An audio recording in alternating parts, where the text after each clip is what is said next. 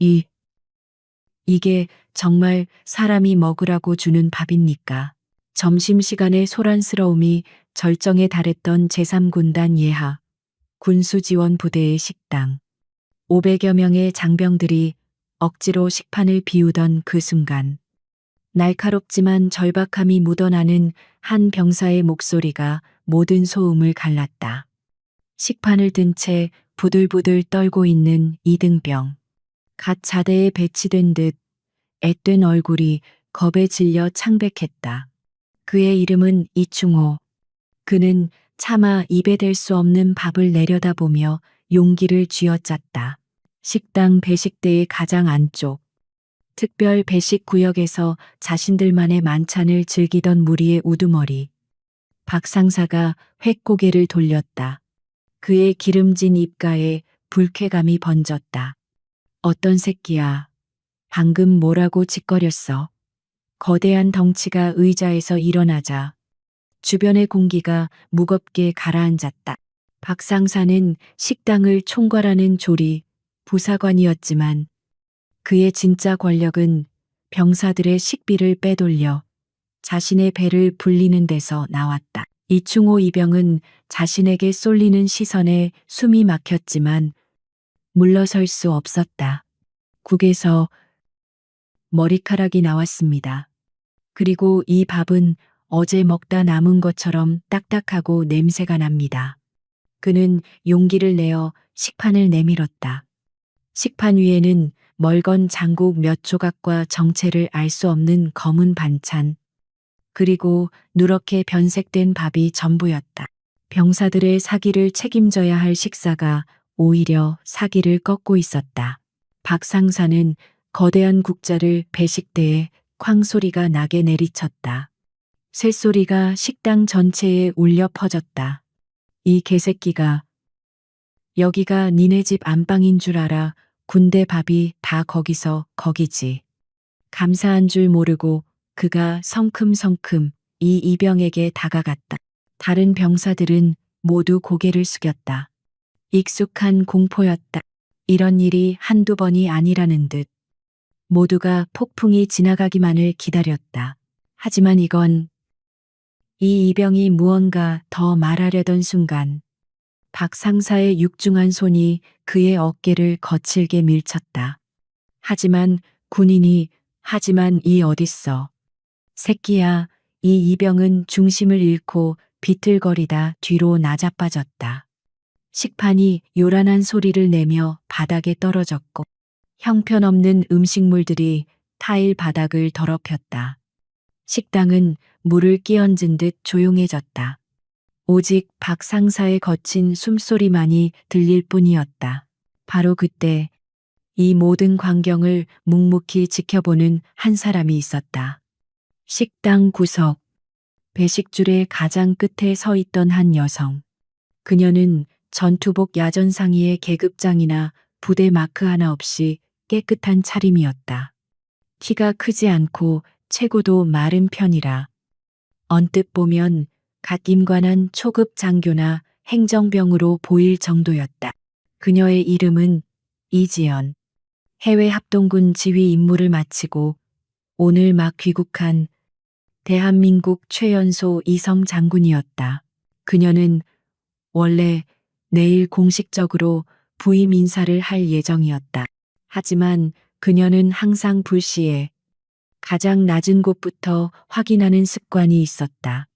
그래서 귀국하자마자 짐도 풀지 않고 가장 기본적인 의식주를 담당하는 군수지원 부대 식당으로 직행한 것이었다. 그리고 지금 그녀는 군대의 근간이 무너지는 현장을 목격하고 있었다. 이지연은 바닥에 흩어진 음식물과 겁에 질린 이등병, 그리고 그 위에서 군림하는 하사관을 차가운 눈으로 응시했다. 그녀의 얼굴에는 어떤 감정도 드러나지 않았다. 그녀는 천천히 줄을 따라 앞으로 나아갔다. 배식을 담당하던 취사병이 그녀를 흘끗 보더니 다른 병사들과 똑같은, 아니, 오히려 더 적은 양의 음식물 쓰레기를 식판에 던져주듯 담았다. 여성이라는 이유로 더 무시하는 기색이 역력했다. 그녀는 말없이 식판을 받아들었다. 그리고 박 상사와 그 일당들이 앉아 있는 특별석을 향해 걸어갔다. 그들의 테이블 위에는 믿을 수 없는 광경이 펼쳐져 있었다. 병사들의 식판과는 비교도 되지 않는 밖에서 따로 주문한 듯한 특식, 윤기가 자르르 흐르는 불고기와 먹음직스러운 계란말이, 심지어 캔맥주까지 보였다. 이곳은 군대 식당이 아니라 그들만의 사적인 연회장이었다. 박 상사는 넘어진 이 이병을 향해 삿대질을 멈추고 자신에게 다가오는 이지연을 의아하게 쳐다봤다. 뭡니까? 당신은 또 뭐야? 그는 그녀의 깨끗한 전투복을 위아래로 훑어보았다. 계급장이 없었다. 부대 마크도 없었다. 그는 그녀를 그저 이등병을 도우러 온 오지랖, 넓은 여군 간부 정도로 생각했다. 어이, 아가씨, 여긴 당신이 끼어들 자리가 아닌데. 이지연은 자신의 식판을 테이블 위에 조용히 내려놓았다. 박 상사가 먹던 불고기 접시 바로 옆이었다. 극명한 대비가 한눈에 들어왔다. 한쪽은 인간의 존엄성을 짓밟는 사료였고 다른 한쪽은 병사들의 피 같은 세금으로 차려낸 진수성찬이었다. 식당의 모든 병사들이 숨을 죽이고 이 대치 상황을 지켜봤다. 이게 병사들에게 제공되는 공식적인 식단인가. 이지연의 목소리는 낮고 차분했지만 그 안에는 강철 같은 무언가가 담겨 있었다. 그녀는 박 상사를 보지 않고 자신이 받아온 식판을 바라보며 말했다. 박 상사는 어이가 없다는 듯 콧방귀를 뀌었다. 그럼 아니겠소. 나라에서 주는 대로 먹는 거지. 당신 소속이 어디야? 행정실 의무실 웬만한 건 그냥 넘어가는 게 좋아. 여긴 군대라고. 그가 여자인 그녀를 가르치려는 듯이 말했다. 이런 거 하나하나 따지기 시작하면 피곤해지는 건 당신이야. 알겠어. 이지연은 천천히 고개를 들어 박 상사의 눈을 정면으로 마주했다. 그녀의 눈빛은 깊고 고요했지만 그 안을 들여다본 박 상사는 순간적으로 알 수 없는 한기를 느꼈다. 하지만 그는 곧 자존심이 상했다. 일개 여군 그렇게 보였다. 에게 위압감을 느꼈다는 사실에 분노가 치밀었다. 그는 일부러 더 과장된 목소리로 소리쳤다. 뭘 봐, 눈 안 깔아. 지금 이등병 하나 편들어 주겠다고 상사한테 개기는 거야. 간이 배 밖으로 나왔구만. 박 상사가 자리에서 일어나 그녀에게 한 걸음 다가섰다. 위협적인 덩치가 그녀의 작은 체구 위로 그림자를 드리웠다. 그는 그녀의 어깨를 밀치려 손을 뻗었다. 넘어진 이 이병처럼 본때를 보여주려 한 것이다. 하지만 그의 손이 그녀의 전투복에 닿기 직전 이지연이 입을 열었다. 그녀의 시선은 자신의 식판으로 다시 향했다. 상사.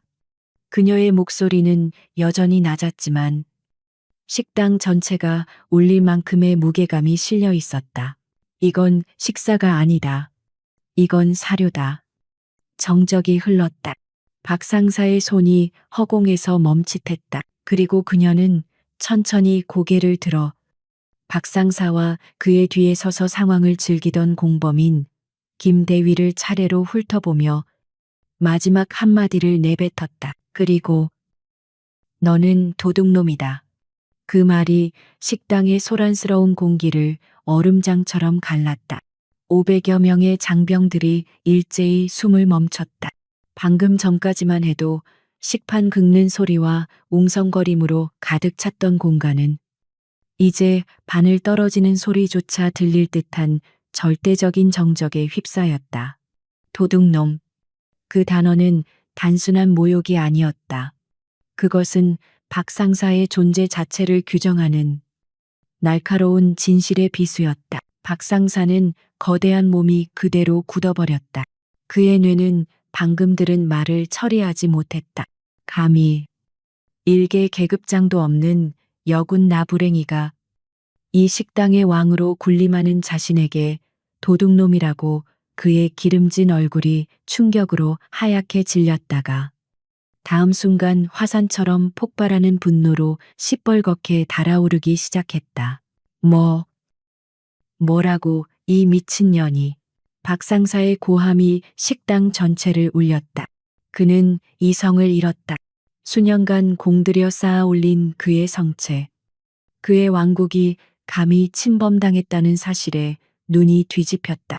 그는 자신의 권력이 모욕당했다고 느꼈다. 그는 테이블을 짚고 있던 손으로 이지연의 멱살을 움켜쥐려 했다.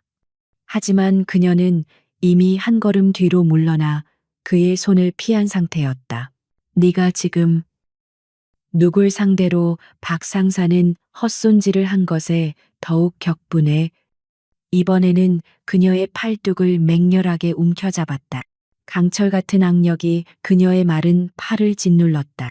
내년이 오늘 죽을 줄 모르고 날뛰는구나. 상사한테. 도둑놈. 이게 지금 군기문란을 넘어서 하극상이야. 그는 이지연을 당장이라도 바닥에 내동댕이 칠 듯이 끌어당겼다. 하지만 이지연은 놀랍게도 미동조차 하지 않았다. 그녀는 그저 자신의 팔을 움켜쥔 박상사의 손과 분노로 이성을 잃은 그의 얼굴을 번갈아 볼 뿐이었다. 그 차분함, 그 감정 없는 시선이 박상사를 더욱 미치게 만들었다. 그는 자신이 무시당하고 있다고 느꼈다. 어디서 굴러먹던 계집인지는 모르겠다만 행정실에서 서류 나부랭이나 만지던 년이 가니 배 밖으로 나왔지. 여기가 내년이 커피 타령이나 할 곳인 줄 알아. 그의 입에서 저급하고 모욕적인 여성을 향한 명백한 편견이 담긴 말들이 쏟아져 나왔다. 그는 이지연을 굴복시키고 500명 병사들 앞에서 본보기로 삼아 자신의 권위를 재확립해야 했다. 병사들은 공포에 질려 고개를 더욱 깊게 숙였다. 몇몇은 차마 보지 못하겠다는 듯 눈을 감았다. 그들은 저러다 정말 큰일이 날 것이라고 생각했다. 박상사의 폭력은 이미 부대 내에서 악명이 높았다.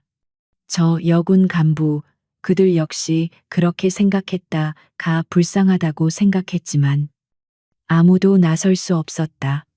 나서는 순간 다음 타깃은 자신이 될 것이기 때문이었다. 바로 그때 식당 입구에서 또 다른 인물이 등장했다. 무슨 소란이야.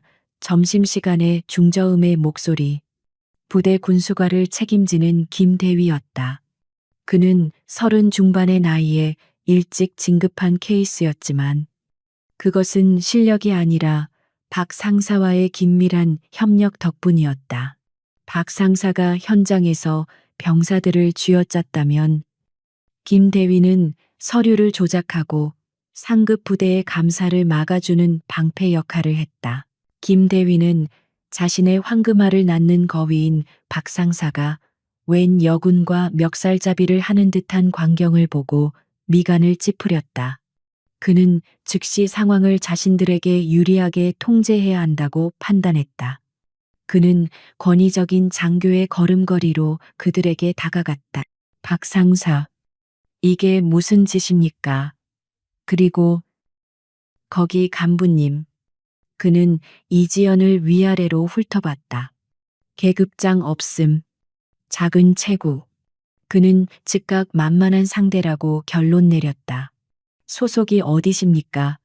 아무리 그래도 그렇지. 병사들 다 보는 앞에서 선임 부사관에게 이런 식으로 무례하게 굴면 어떡합니까?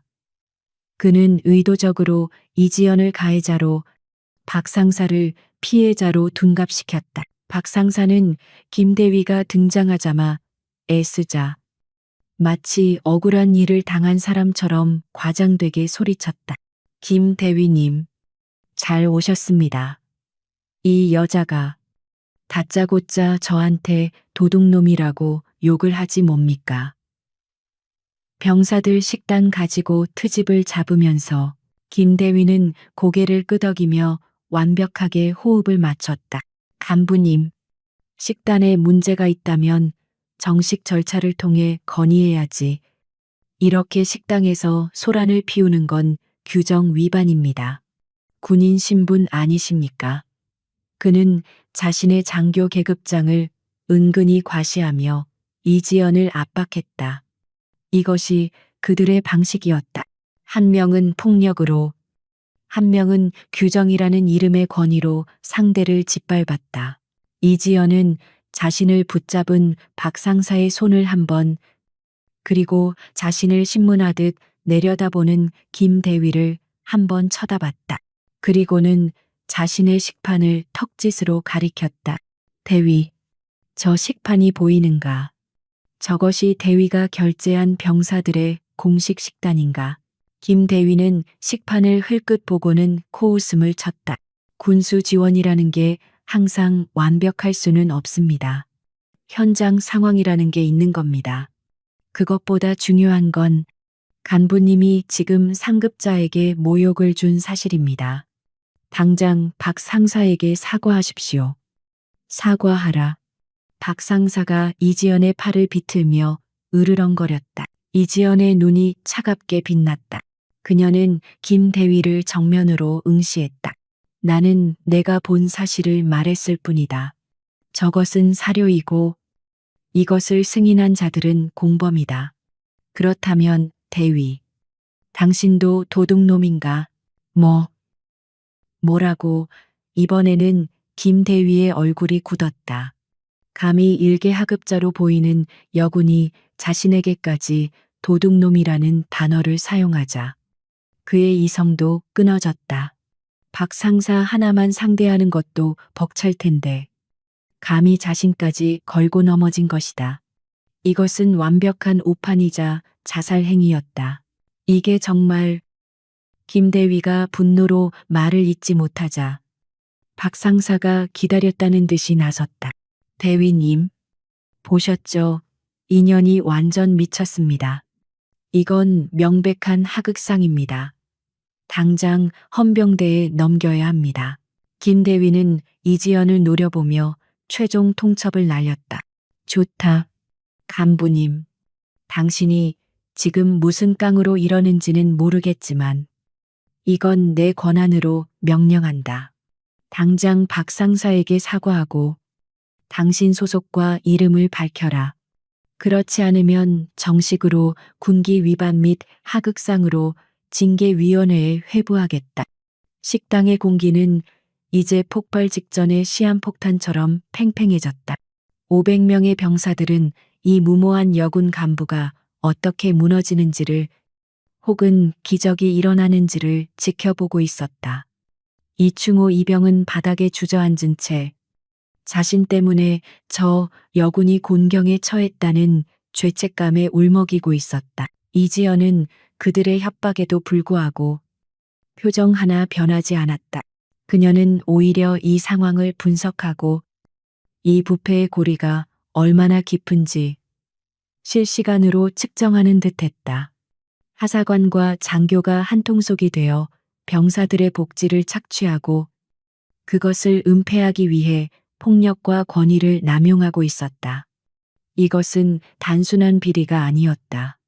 이것은 군의 근간을 좀먹는 암이었다. 그녀는 자신을 붙잡고 있는 박 상사의 손을 내려다봤다. 이미 강한 압력에 팔뚝이 붉게 변하기 시작했다. 마지막으로 경고한다. 이 손 놓아라. 그녀의 목소리는 여전히 조용했지만 그 안에는 거스를 수 없는 서늘한 금속성이 담겨 있었다. 박 상사는 그 말을 비웃음으로 받아쳤다. 경고 내년 따위가 누굴 경고해. 그는 이지연을 질질 끌고 가기 위해 팔에 더욱 힘을 주었다. 김 대위님 인연은 말이 안 통합니다. 제가 직접 징계실로 끌고 가겠습니다. 거기서 소속이고 나발이고 다 불게 만들죠. 김 대위는 만족스럽다는 듯이 고개를 끄덕였다. 좋습니다. 박 상사, 정중하게 모시고 가십시오.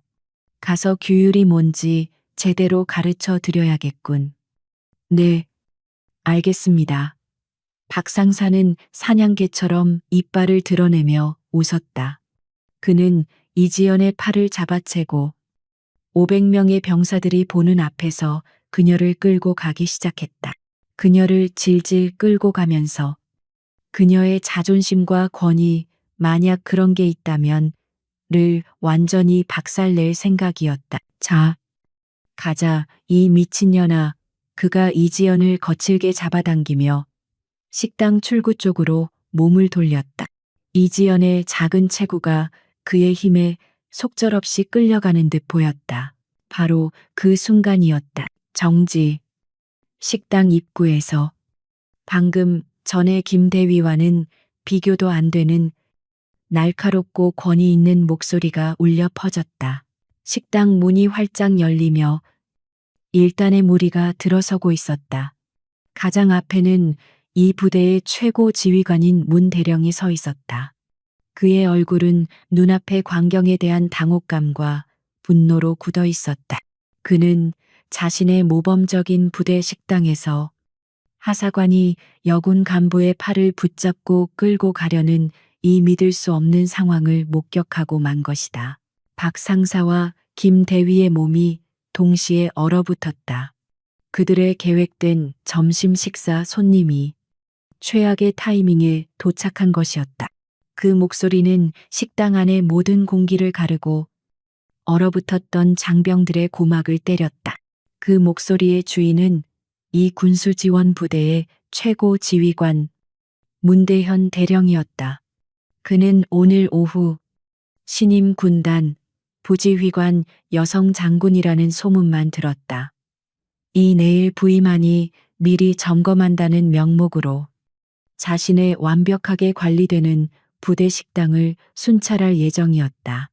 그리고 그는 자신의 참모 몇 명을 대동하고 가장 완벽한 순간에 등장했다고 생각했다. 그러나 그의 눈앞에 펼쳐진 광경은 완벽과는 거리가 멀었다. 그의 부대에서 가장 모범적이어야 할 식당 한복판에서 그가 가장 신임하던 조리 담당 부사관인 박 상사가 웬 여군의 팔을 거칠게 붙잡고 있었고 군수과장인 김대위는 그 옆에서 방관을 넘어 동조하고 있었다. 500여 명의 병사들은 밥 먹는 것도 잊은 채 공포와 호기심이 뒤섞인 눈으로 이 난장판을 지켜보고 있었다. 문 대령의 얼굴이 분노로 일그러졌다. 지금 이게 무슨 짓들이야? 박 상사, 김대위. 박 상사와 김대위는 마치 유령이라도 본 사람들처럼 사색이 되었다. 그들의 VIP 고객이자 비호 세력인 부대장이 최악의 타이밍에 그들의 가장 추악한 모습을 목격한 것이다. 박 상사는 반사적으로 이지연의 팔을 놓았다. 뜨거운 쇠라도 만진 것처럼 화들짝 놀라 손을 뗐다. 그는 황급히 문 대령을 향해 경례를 붙였다.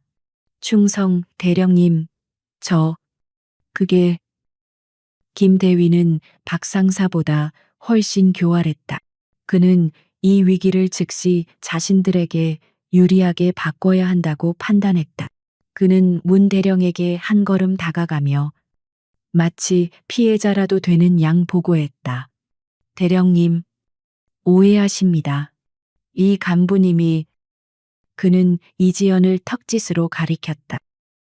갑자기 식당에서 소란을 피우며 박 상사에게 도둑놈이라는 등 심각한 모욕을 가했습니다.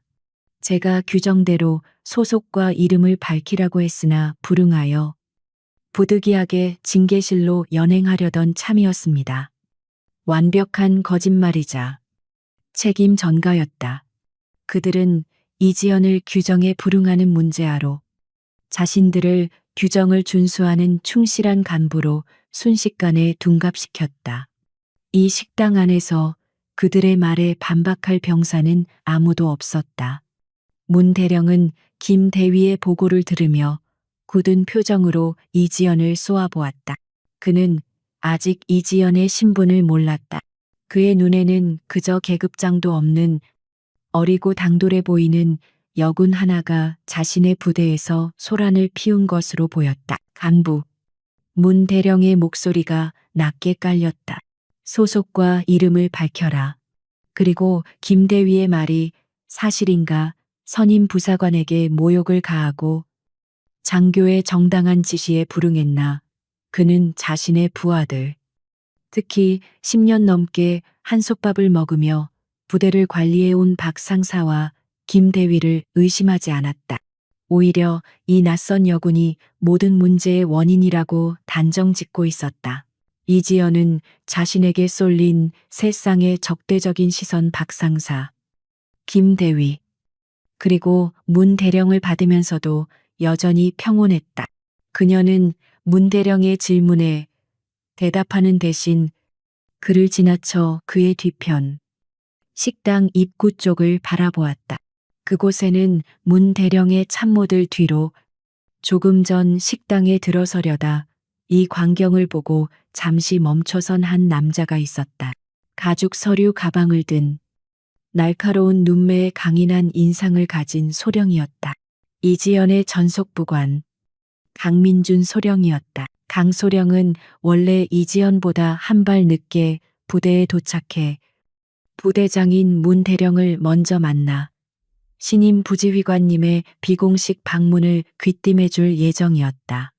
그러나 그가 막 부대 정문을 통과했을 때 그는 이미 식당 쪽에서 심상치 않은 소란이 벌어지고 있다는 무전을 들었다.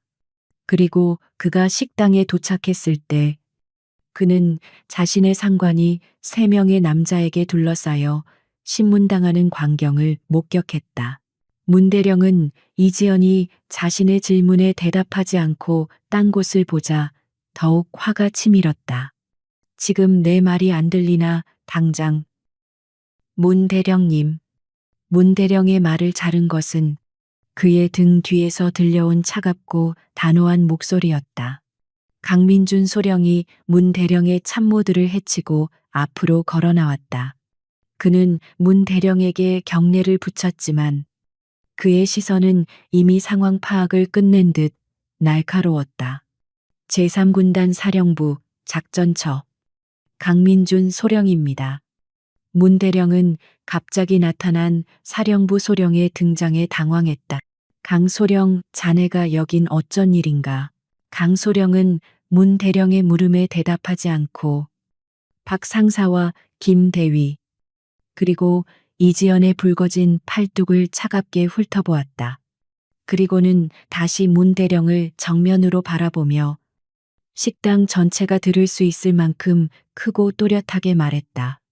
문 대령님, 혹시 부대 손님을 맞이하는 방식이 이런 식입니까? 손님이라니 무슨 소린가? 문 대령은 여전히 상황 파악을 하지 못했다. 강소령은 천천히 이지연의 곁으로 다가갔다. 그는 이지연을 향해 완벽한 각도로 경례를 붙였다. 충성. 장군님. 늦어서 죄송합니다. 장군님. 그 3글자가 식당에 폭탄처럼 떨어졌다. 박 상사의 턱이 바닥에 떨어질 듯 벌어졌다. 김 대위의 눈이 믿을 수 없다는 듯이 튀어나올 것 같았다. 500여 명의 병사들은 자신들이 방금 무슨 말을 들었는지 의심했다. 문 대령의 얼굴은 붉은색에서 하얀색으로 다시 잿빛으로 변해갔다. 그는 여성 장군이라는 소문은 들었지만 그 장군이 내일 부임하는 것이 아니라 지금 계급장도 없이 자신의 식당에서 자신의 부하들에게 미친년 소리를 들으며 붙잡혀 있었다는 사실을 깨달았다. 이지연은 부관의 경례를 가볍게 목례로 받았다. 그리고는 비로소 처음으로 문 대령을 정면으로 바라보았다. 그녀의 목소리는 더 이상 조용하지 않았다. 그것은 수천의 병력을 지휘하는 지휘관의 목소리였다. 강철처럼 단단하고 얼음처럼 차가운 명령이었다. 문 대령. 예.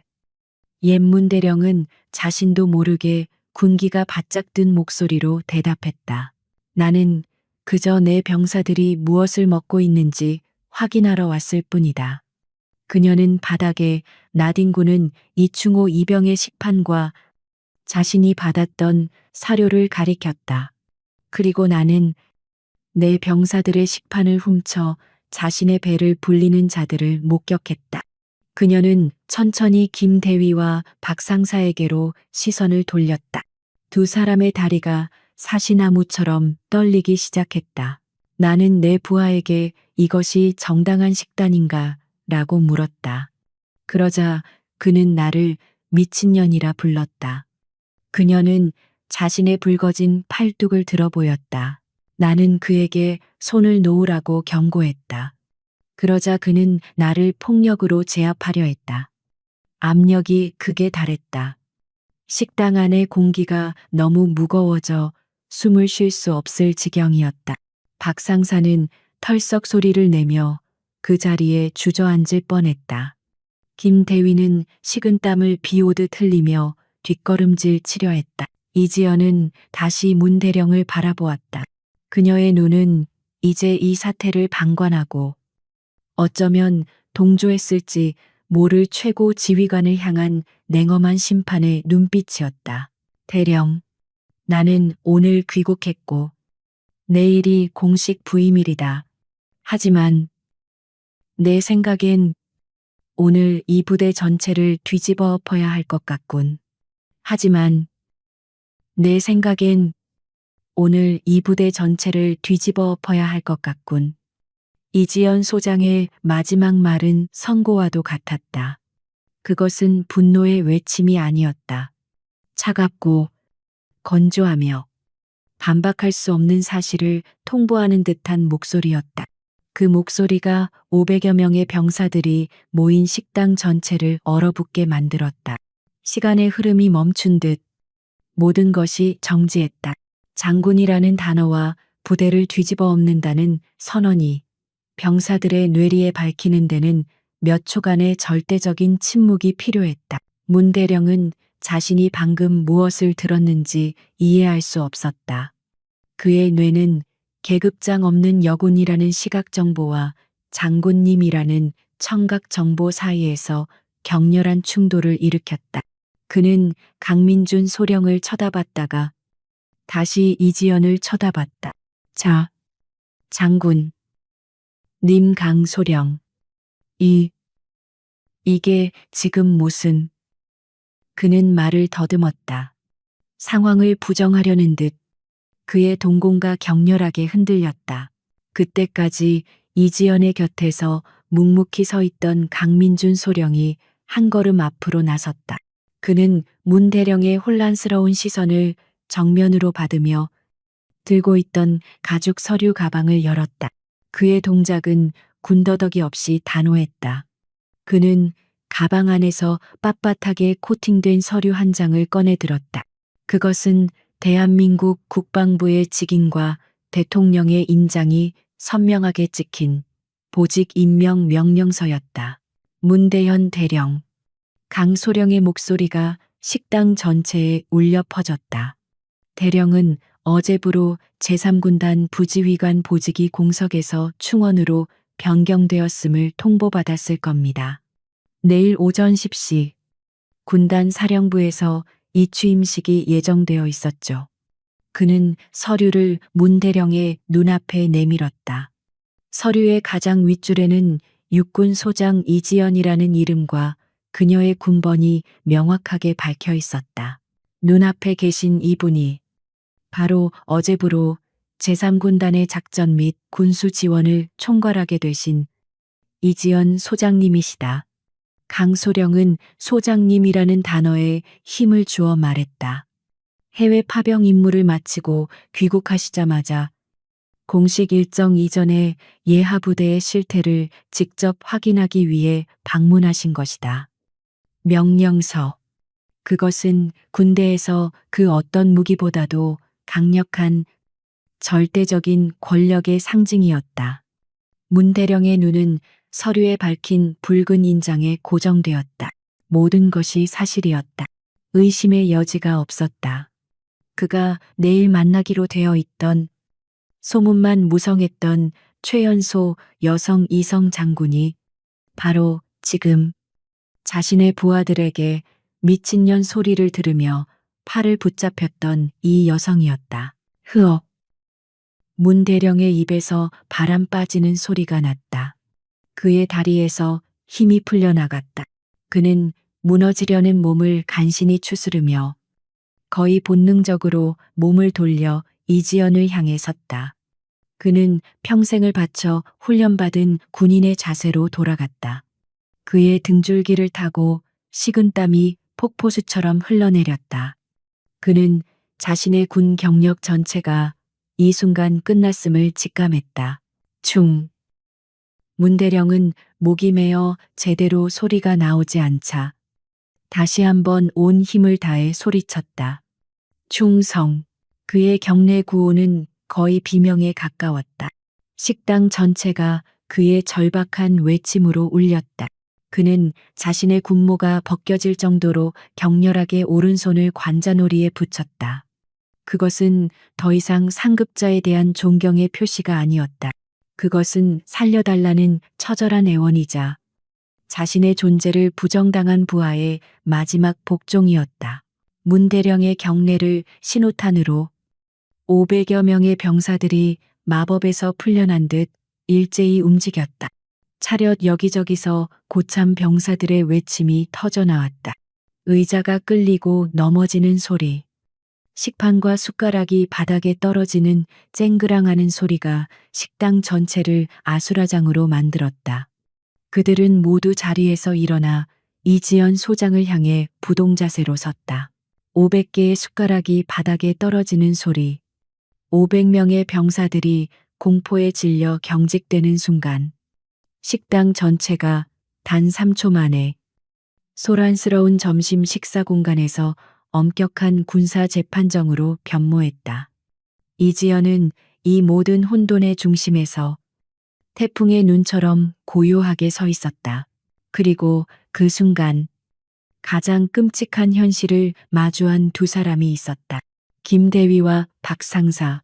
김대위는 장교였다. 그는 규정을 입에 달고 살았다. 그리고 그는 자신이 방금 어떤 규정을 어겼는지 누구보다 잘 알고 있었다. 상관, 모욕, 지시 불이행 방조. 그리고 장군을 상대로 한 하극상 동조. 그는 머릿속이 하얗게 변하는 것을 느꼈다. 자신의 진급, 연금, 남은 군 생활. 아니, 자신의 인생 전체가 방금 전 저 여성이 장군으로 밝혀지는 순간 공중분해되었음을 깨달았다. 그는 떨리는 손으로 안경을 고쳐 쓰려 했지만 손이 너무 심하게 떨려 안경을 건드리지도 못했다. 하지만 박상사의 공포는 더욱 원초적이었다. 그는 김대위처럼 복잡한 규정을 떠올리지 않았다.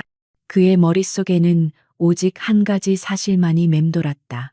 내가 장군의 팔을 잡았다. 그는 이지연의 팔뚝에 붉게 남았을 자신의 손자국을 떠올렸다. 내가 장군에게 미친년이라고 욕을 했다. 그는 자신이 방금 저지른 일이 단순한 징계가 아니라 구속 수사감이며 군 교도소에서 몇 년을 썩어야 할 중범죄임을 깨달았다. 이 박상사의 턱이 덜덜 떨리며 의미 없는 소리를 냈다.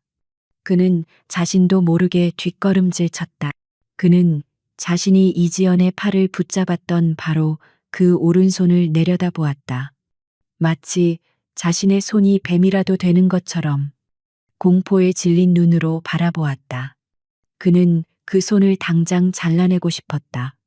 그는 아가씨, 계집이라며 여성을 비하했던 자신의 오만함이 가장 치명적인 상대 앞에서 터져 나왔다는 것을 깨달았다. 이지연은 아무 말도 하지 않았다. 그녀는 그저 박상사가 자신의 팔을 붙잡아 구겨졌던 전투복 소매를 천천히 그리고 태연하게 바로잡을 뿐이었다.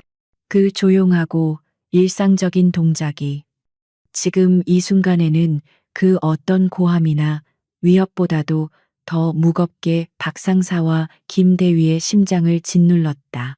그녀는 천천히 문대령, 김대위, 그리고 이제는 거의 실신 직전인 박상사를 차례로 훑어보았다.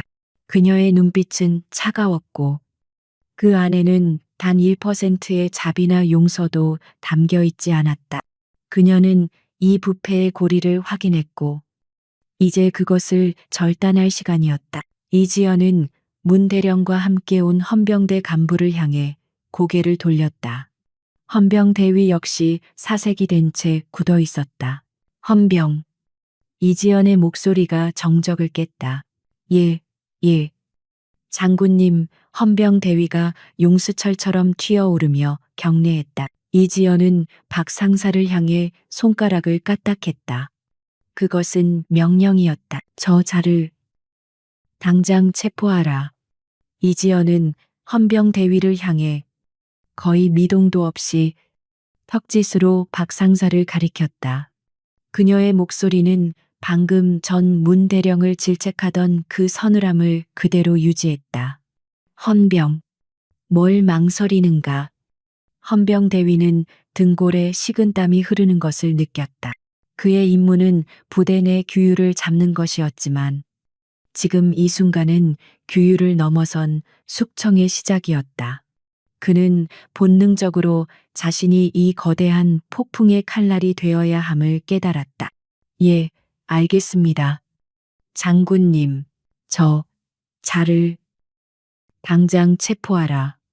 체포조 헌병대위가 고함을 질렀다. 문대령을 수행하던 2명의 헌병이 즉각 반응했다. 그들은 망설임 없이 아직도 현실을 부정하며 바닥에 주저앉아 있던 박 상사에게 맹수처럼 달려들었다. 상관 모욕 및 폭행 현행범으로 체포한다. 으악. 박 상사는 그제야 자신에게 다가오는 헌병들의 군합발을 보고 비명을 질렀다. 그는 짐승처럼 바닥을 기며 뒷걸음질 치려 했다. 안 돼, 오지 마, 나는 그의 거대한 덩치가 공포에 질려 볼품없이 떨렸다. 그는 이 식당의 왕이었지만 지금은 도살장에 끌려가는 돼지에 불과했다. 장군님, 살려주십시오. 제가 죽을 죄를 졌습니다. 박 상사가 이지연을 향해 필사적으로 손을 뻗으며 애원했다. 그의 얼굴은 눈물과 콧물, 그리고 기름진 땀으로 범벅이 되었다. 한 번만 용서해 주시면 제가. 이지연은 그의 애원을 완전히 무시했다. 그녀의 시선은 이미 다음 목표물을 향해 있었다. 시끄럽다. 끌어내. 그녀의 차가운 한마디에 헌병들은 지체 없이 박 상사의 양팔을 등 뒤로 꺾어버렸다. 철컥 수갑이 채워지는 냉정한 금속성 소리가 500명 병사들의 귀에 선명하게 밝혔다. 그것은 이 부패한 왕국의 종말을 알리는 소리였다. 아, 내 팔, 장군님. 박 상사는 끌려나가면서도 마지막까지 발버둥쳤다. 그러나 헌병들은 그의 거대한 몸을 무자비하게 질질 끌고 식당 밖으로 사라졌다. 식당을 가득 채웠던 그의 비명 소리가 복도 저편으로 멀어져 가자 식당 안에는 다시 한번 무거운 침묵이 내려앉았다. 이제 모든 시선은 두 번째 표적에게로 향했다. 김대위. 그는 박상사처럼 비명을 지르거나 애원하지 않았다. 그는 장교로서의 마지막 자존심인지 아니면 공포로 인해 온몸이 마비된 것인지 그 자리에 못 박힌 듯 서 있었다. 그의 안경 너머로 공포로 인해 극도로 축소된 동공이 보였다. 이지연이 천천히 그에게로 걸어갔다. 또각, 그녀의 전투화 굽소리가 식당 바닥을 울리며 마치 사형 집행인의 발소리처럼 김대위의 심장을 옥죄었다. 그녀가 그의 바로 앞에 멈춰섰다. 김대위는 숨을 쉴 수 없었다. 김대위. 이지연이 그의 이름을 불렀다. 예, 예, 장군님. 김대위의 목소리가 염소처럼 떨려 나왔다. 그는 경례를 붙이려 했지만 팔이 올라가지 않았다. 귀관은 금일부로 보직 해임 및 직무 정지다. 그것은 사형 선고였다. 보직 해임, 직무 정지. 그의 군 생활은 이 순간부로 끝났다. 그는 자신이 서류를 조작하고 장부를 꾸미며 박상사의 비리를 묵인해준 대가가 이렇게 즉각적이고 파멸적일 줄은 상상도 못했다. 그는 모든 것이 발각될까봐 자신의 컴퓨터에 이중 장부를 숨겨둔 것을 떠올렸다. 헌병. 이지연이 다시 헌병 대위를 불렀다. 저 자를 즉시 대기실로 연행하고 그 어떤 통신 장비나 컴퓨터에도 접근하지 못하도록 철저히 감시하라. 내 사무실 혹은 군수가 사무실 근처 100m 이내 접근을 금지한다. 그녀는 김대위가 증거를 인멸할 가능성까지 완벽하게 차단했다. 김대위의 다리에서 힘이 풀렸다. 그는 그 자리에 털썩 주저앉았다. 헌병 2명이 다가와 이미 넋이 나간 그를 양쪽에서 부축해 일으켜 세웠다. 그는 박상사와는 달리 아무런 저항도 하지 못한 채 마치 영혼이 빠져나간 껍데기처럼 끌려나갔다. 단 5분 만에 식당을 지배하던 2개의 거대한 권력이 무너져 내렸다. 500명의 병사들은 이 모든 과정을 숨죽인 채 지켜보았다. 그들의 얼굴에는 공포 대신 믿을 수 없다는 경이로움과 함께 억눌려왔던 분노가 해소되는 듯한 희미한 희열이 떠오르기 시작했다. 이것이 바로 사이다였다. 이지연은 2명의 주범이 사라진 식당을 천천히 둘러보았다. 그리고 그녀의 곁을 지키고 있던 강민준 소령에게 명령했다. 강소령. 예, 장군님. 강소령은 이미 무전기로 외부와 연락하며 무언가를 지시하고 있었다. 지금 즉시 이 식당을 폐쇄한다. 모든 출입구를 봉쇄하고 조리 인원 전원을 격리 조치하라. 아무도 들여보내서도 내보내서도 안 된다. 이미 조치 중입니다. 강소령이 짧게 대답했다. 식당의 앞문과 뒷문으로 완전 무장한 헌병들이 들어와 자리를 잡기 시작했다. 또한 이지연의 목소리가 더욱 낮고 날카로워졌다. 군수가 사무실 전체, 식자재 보관 창고, 그리고 조리반 행정실을 즉시 압수수색한다. 그녀는 마치 그들의 범죄 수법을 훤히 꿰뚫고 있다는 듯이 정확한 장소를 지목했다. 모든 컴퓨터의 하드디스크, 서버 접근 기록, 부대 출입 차량 기록, 그리고 지난 3년간의 모든 회계 장부와 식자재 반입 반출 기록, 종이 한 장, 파일 하나도 빠짐없이 모조리 확보하라. 알겠습니다. 즉시 군단 감찰부와 법무실에 연락해 합동조사팀을 꾸리겠습니다. 강소령이 자신의 태블릿 PC에 명령을 입력하며 대답했다. 이것은 단순한 처벌이 아니었다. 이것은 거대한 암덩어리를 뿌리째 뽑아내기 위한 대수술이었다. 이지연은 분노에 차서 고함을 지르는 대신 가장 효율적이고 가장 치명적이며 가장 합법적인 방식으로 그들의 숨통을 끊어놓고 있었다. 그녀는 주먹이 아닌 시스템으로 적을 분쇄했다. 모든 명령을 하달한 이지연은 비로소 아까 박상사와 김대위가 앉아있던 특별석 테이블로 천천히 걸어갔다. 테이블 위에는 그들이 먹다 남긴 진수성찬이 그대로 남아있었다. 윤기가 흐르는 불고기, 노릇하게 구워진 계란말이, 심지어 김이 모락모락 나는 특식 쌀밥까지. 병사들은 침을 삼켰다. 그들은 저런 음식이 자신들의 식당에서 조리될 수 있다는 사실조차 몰랐다. 이지연은 테이블 앞에 섰다. 그녀는 박 상사가 사용하던 더러운 젓가락을 들어 올렸다. 그리고는 아무렇지도 않게 그가 먹던 불고기 한 점을 집어 입으로 가져갔다. 식당 안의 모든 시선이 그녀의 입에 고정되었다. 그녀는 천천히 고기를 씹었다. 그리고는 잠시 눈을 감았다. 그녀는 고기를 삼킨 후 나지막이 말했다. 과연 아주 맛이 좋군. 그녀는 젓가락을 탁 소리가 나게 내려놓았다. 그리고는 자신이 배식받았던 바닥에 나뒹굴고 있는 이충호 이병의 식판과 자신이 받았던 사료가 담긴 식판을 번갈아 보았다. 이 병사들의 식판을 채워야 할 돈이 그녀가 불고기 접시를 가리켰다. 전부 이 고기 한 점으로 들어갔군. 그녀의 목소리는 차가웠지만 그 안에는 깊은 분노가 서려 있었다. 그것은 병사들의 사기와 건강, 그리고 국가의 예산을 훔친 자들에 대한 경멸이었다. 이제 식당 안에는 단 한 사람만이 이지연의 처분을 기다리고 있었다. 이 모든 사태를 방관하고 어쩌면 비호했을지도 모르는 최고 책임자, 문대현 대령. 이지연은 천천히 그에게로 돌아섰다.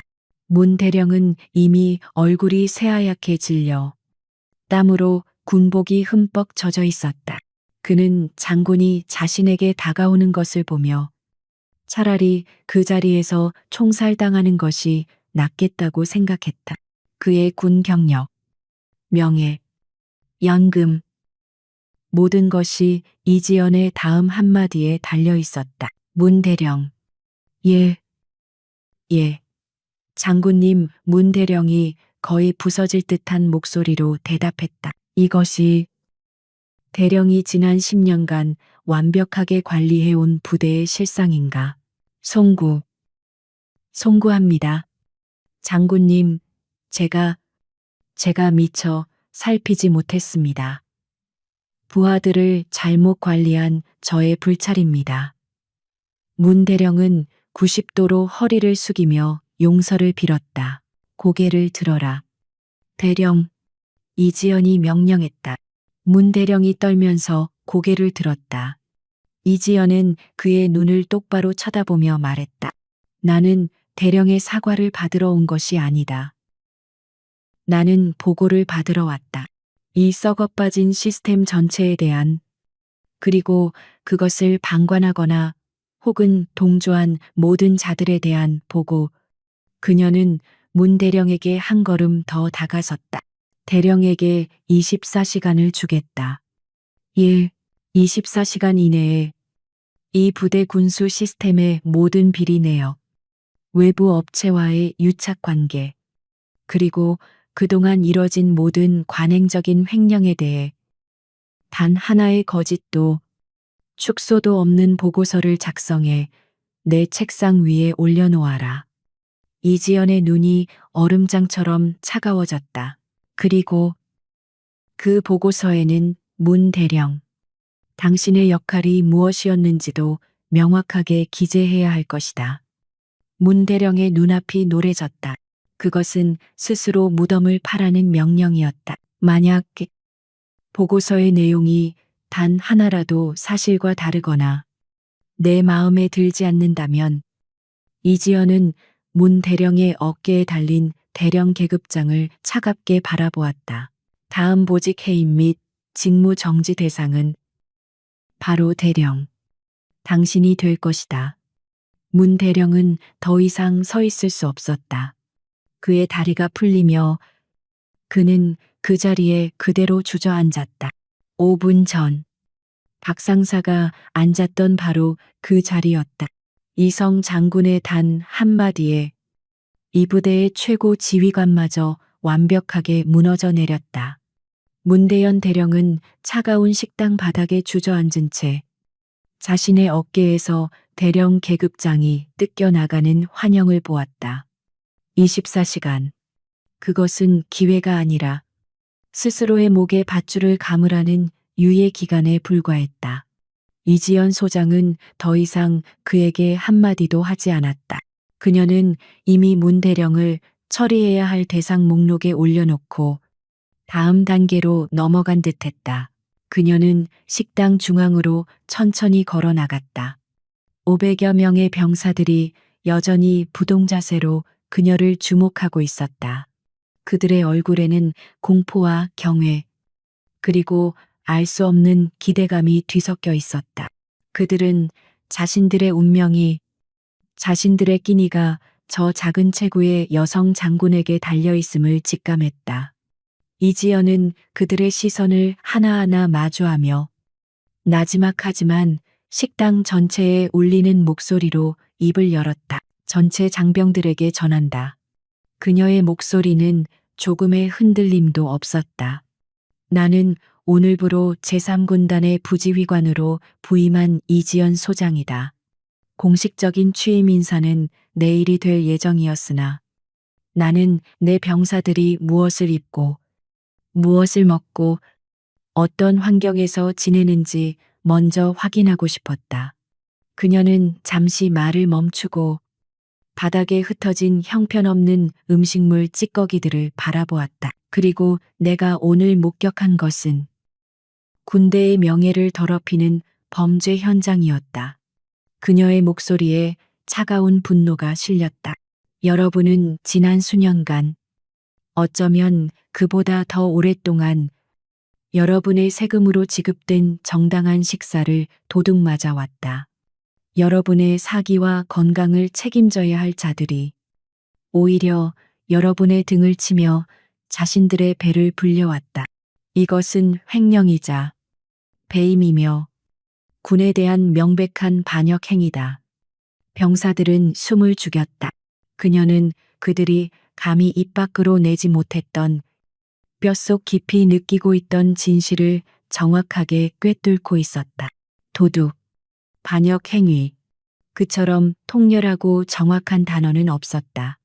그녀는 이 상황을 관행이나 실수로 덮을 생각이 전혀 없음을 명확히 했다. 나는 오늘 이 순간부로 이 부대의 모든 군수 시스템에 대한 전면적인 감찰과 수사를 명령한다. 이지연은 헌병들과 강민준 소령이 지키고 선 출입구를 바라보며 선언했다.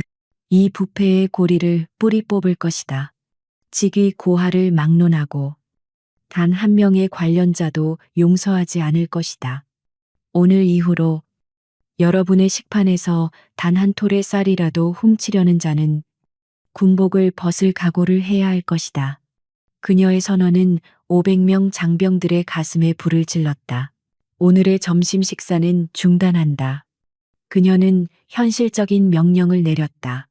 강소령은 즉시 비상 전투 식량을 확보하여 전 장병에게 지급하도록, 저녁 식사부터는 내가 직접 승인한 새로운 식자재가 반입될 것이다. 내가 이 부대에 있는 한 여러분은 더 이상 사료가 아닌 식사를 하게 될 것이다. 그녀는 마지막으로 병사들을 둘러보았다. 이제 모두 식당을 나가도 좋다. 단, 조리병 및 식당 관리 인원 전원은 현 위치에 대기하라. 그녀의 말이 끝나자 병사들은 누가 먼저랄 것도 없이 이지연을 향해 일제히 경례를 붙였다. 충성, 그것은 공포에서 우러나온 경례가 아니었다. 그것은 진정한 지휘관을 만난 병사들의 마음 깊은 곳에서 우러나온 뜨거운 존경과 감사의 표시였다. 병사들은 질서정연하게 식당을 빠져나가기 시작했다. 그들의 발걸음은 들어올 때와 달리 힘이 넘쳤고 그들의 얼굴에는 오랫동안 잊고 지냈던 희망이라는 것이 서려 있었다. 병사들이 모두 빠져나가고 식당에는 주저앉은 문 대령과 겁에 질린 조리병들, 그리고 헌병들과 강민준 소령의 팀만이 남았다. 이지연은 문 대령에게 다가갔다. 대령, 일어설 수 있겠나? 문 대령은 비틀거리며 일어섰다. 24시간이다. 자네의 군복을 벗기느냐, 아니면 마지막 명예라도 지킬 기회를 주느냐는 전적으로 대령의 보고서에 달려 있다. 지금 당장 가서 단 한 줄의 거짓도 없는 자술서를 작성하라. 문 대령은 아무 대답도 하지 못했다. 그는 넋이 나간 사람처럼 경례를 붙이고는 로봇처럼 뻣뻣하게 돌아서서 식당을 걸어 나갔다. 그의 뒷모습은 지난 30년간 쌓아 올린 모든 것이 무너져 내린 폐잔병의 그것이었다. 그가 사라지자마자 이지연은 강민준 소령에게 고개를 돌렸다. 감찰팀은 언제 도착하지? 이미 부대 정문을 통과했습니다. 군단 법무실, 감찰실, 회계 담당관으로 구성된 합동특별조사팀입니다. 5분 내로 현장에 도착할 겁니다. 강소령이 태블릿 PC를 확인하며 보고했다. 그의 말대로 곧 전투복 차림의 수사관들과 감찰관들이 식당으로 쏟아져 들어왔다. 그들은 사전에 명령을 받은 듯 일사불란하게 움직였다. 식당은 폐쇄하고 현장 감식을 시작한다. 모든 CCTV 영상을 확보하라.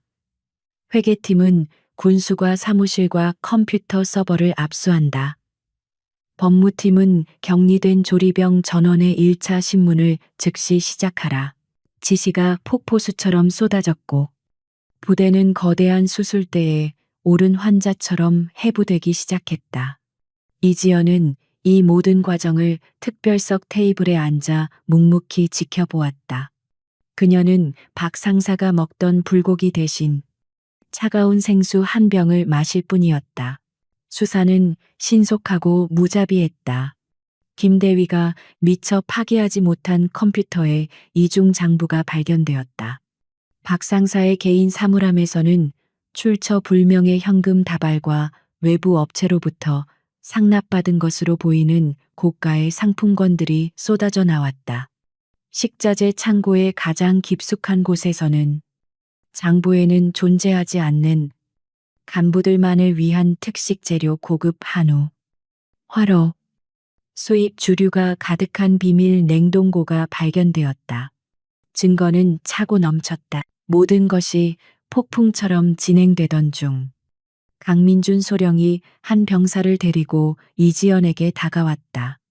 그는 아까 박 상사에게 폭행당할 뻔했던 이 사태의 첫 번째 고발자 이충호 이병이었다. 이 이병은 거대한 이성 장군 앞에 서게 되자 박 상사 앞에서는 비교도 안 될 정도로 겁에 질려 몸을 떨고 있었다. 그는 자신이 무슨 큰 잘못이라도 저지른 줄 알았다. 장군님, 이 병사가 최초 상황을 촉발시킨 이충호 이병입니다. 강소령이 보고했다. 이지연은 고개를 끄덕이고는 손짓으로 강소령을 물러나게 했다. 이제 식당 안에는 그녀와 이 이병, 단둘만이 남은 듯한 정적이 흘렀다. 이지연은 의자에 앉은 채 겁에 질린 병사를 올려다보았다. 이 이병. 그녀의 목소리는 부드럽지도 위압적이지도 않았다. 그저 사실을 확인하는 목소리였다. 예. 이병 이충. 호. 이 이병은 거의 울음을 터뜨릴 듯한 목소리로 관등 성명을 외쳤다. 이지연은 희미하게 고개를 저었다. 편히 서라. 자네를 벌주려는 것이 아니다. 그녀는 자리에서 일어나 이 이병에게 다가갔다. 그녀의 키는 이 이병보다 작았지만 그에게서 느껴지는 압도감은 산과 같았다. 내가 몇 가지만 묻겠다. 사실대로만 대답하도록. 예, 알겠습니다. 이지연은 바닥에 나뒹구는 식판을 가리켰다. 이런 식사가 언제부터 제공되었나? 이 이병은 잠시 망설였다. 진실을 말했다가 또 다른 보복을 당할까봐 두려웠다. 하지만 그는 이지연의 흔들림 없는 눈을 보고 용기를 내어 입을 열었다. 제가 자대에 온 지 2달 되었는데 그때부터 아니, 선임들 말로는 훨씬 오래전부터 이랬다고 들었습니다. 오래전부터라. 이지연이 나지막이 읊조렸다. 그동안 아무도 이 문제에 대해 불만을 제기하지 않았나. 이 이병은 입술을 깨물었다. 몇 번 있었지만 그럴 때마다 박 상사님이나 다른 간부님들께 불려가서 그 뒤로는 아무도 말을 꺼내지 못했습니다. 이지연은 고개를 끄덕였다. 그녀가 예상했던 그대로였다. 폭력과 위계에 의한 조직적인 은폐. 자네는 오늘 그것이 두렵지 않았나 박 상사에게 대드는 것이. 이 이병은 고개를 숙였다. 두려웠습니다. 하지만 너무 배가 고팠고 억울했습니다. 이런 취급을 받으려고 군대에 온 것이 아닌데. 그래서 저도 모르게 말이 나왔습니다. 이지연은 잠시 동안 말이 없었다. 그녀는 이 어린 병사의 서툴지만 정직한 용기를 바라보았다. 그녀는 이 병사 하나가 이 거대한 부패의 성을 무너뜨릴 첫 번째 균열을 만들어냈음을 알았다. 그녀는 이 이병의 어깨에 손을 올렸다. 이 이병은 움찔했지만 그녀의 손은 차갑지 않았다. 이 이병. 예, 장군님. 자네는 오늘 군인으로서 가장 중요한 일을 했다. 부조리에 침묵하지 않고 진실을 말했다. 그것은 처벌받을 일이 아니라 칭찬받아야 할 일이다. 그녀는 이 이병을 칭찬하는데 인색하지 않았다. 하지만 자네가 한 일에 대해 특별한 보상을 기대하지는 마라. 군인은 마땅히 해야 할 일을 하는 것이 임무이기 때문이다. 이해했나? 예, 알겠습니다. 이병의 눈에 뜨거운 것이 차올랐다. 그는 자신의 용기가 짓밟히지 않고 오히려 인정받았다는 사실에 감격했다. 좋다. 이지연은 그의 어깨를 가볍게 두드려 주었다. 자네도 많이 놀랐을 테니 오늘은 이만 의무실에 가서 쉬도록. 그리고 내일 아침에는 제대로 된 아침 식사를 하게 될 것이다. 그녀는 강소령을 불렀다. 강소령. 이 병사를 의무실까지 안내하고 절대 어떤 불이익도 받지 않도록 내 이름으로 특별히 지시해둬라. 예, 알겠습니다. 강소령이 이 이병에게 다가왔다. 이 이병은 이지연에게 차마 떨어지지 않는 발걸음을 옮기며 부서질 듯한 목소리로 경례를 붙였다. 충성 장군님. 그는 돌아서서 강소령을 따라 식당을 나갔다. 이지연은 완전히 폐허가 된 식당 한가운데 홀로 섰다. 그녀의 청소는 이제 막 시작되었을 뿐이었다. 이지연 소장이 임시로 접수한 군수지원 부대 지휘 통제실은 자정이 넘은 시각임에도 불구하고 전쟁터를 방불케 했다. 감찰부 수사관들과 법무관들이 쉴 새 없이 오가며 서류철을 쌓아 올렸고 공기는 차가운 커피 향과 서류 먼지로 가득 차 있었다. 그녀는 처벌의 속도만큼이나 수습의 속도에도 집중했다. 벽에 걸린 대형 스크린에는 압수된 회계 장부와 실제 식자재 반입 목록이 나란히 떠 있었다.